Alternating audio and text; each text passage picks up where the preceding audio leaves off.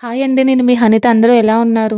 ఇవాళ నేను చేయబోయే రెసిపీ కుష్కా. ఇది చాలా సింపుల్ అండ్ టేస్టీగా ఉంటుంది. ముందుగా బియ్యంని నానబెట్టుకొని పక్కన పెట్టుకోవాలి. ఈ కుష్కాకి బాస్మతి బియ్యం ఏమి అవసరం లేదండి. మన ఇంట్లో ఉన్న నార్మల్ బియ్యంతో కూడా చేసేయొచ్చు. మనం ముందుగా గరం మసాలా రెడీ చేసుకోవాలి. దానికి ఇలాచి, దాల్చిన చెక్క, లవంగాలు తీసుకొని లో ఫ్లేమ్‌లో ఫ్రై చేసుకోవాలండి.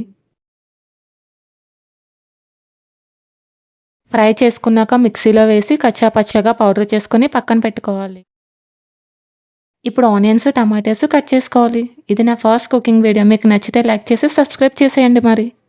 ఇంట్లో వెజిటేబుల్స్ అండ్ నాన్ వెజ్ లేనప్పుడు ఈ కుష్కా ఈజీగా ప్రిపేర్ చేసేసుకోవచ్చు. ఇప్పుడు స్టవ్ మీద కుక్కర్ పెట్టి ఆయిల్ వేసి ఆనియన్స్‌ని వేసుకోవాలి. ఆనియన్స్ త్వరగా వేగడానికి నేనైతే కొంచెం సాల్ట్‌ని యాడ్ చేస్తున్నానండి. ఇప్పుడు పచ్చిమిర్చిని కూడా యాడ్ చేసుకుందామండి. ఆనియన్స్ బ్రౌన్ కలర్ వచ్చాక కొత్తిమీర, పుదీనాని యాడ్ చేసుకొని, ఇప్పుడు కొంచెం అల్లం వెల్లుల్లి పేస్ట్‌ని కూడా వేసుకొని పచ్చివాసన పోయేంత వరకు ఫ్రై చేసుకోవాలి.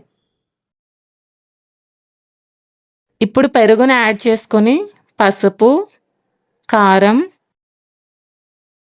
ఉప్పు, ఇందాక ప్రిపేర్ చేసుకున్న గరం మసాలాని యాడ్ చేసుకొని,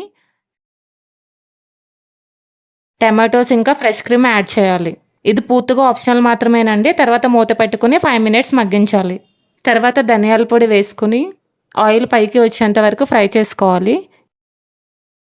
ఇప్పుడు చికెన్ మసాలాను కూడా యాడ్ చేసుకోవాలండి. ఇప్పుడు నేను 2 గ్లాసుల రైస్‌కి 4 గ్లాసుల వాటర్ వేసుకుంటున్నాను.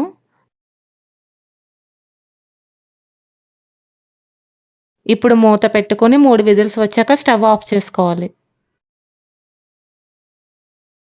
అంతే, గుమగుమలాడే కుష్కా రెడీ అయిపోయింది. స్మెల్ అయితే ఎంత బాగుందో అండి. ఇంకా టేస్ట్ చేద్దాం వచ్చేయండి.